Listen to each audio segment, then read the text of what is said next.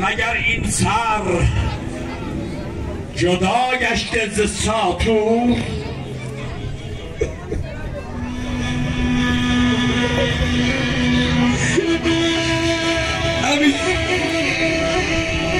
امیر از این سوالت چیست منظور؟ آخر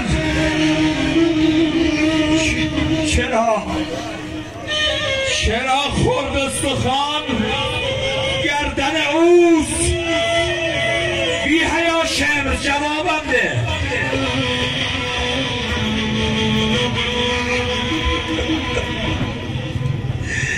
امیر اگر گویم بسوزد دشمن و دوست، بسوزد دشمن و دوست. بگو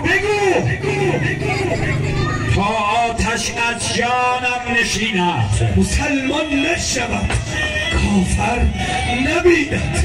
آخر بریدی یا زدی ضربت تو او را. امیر چو قصابان زدم ساطور. وای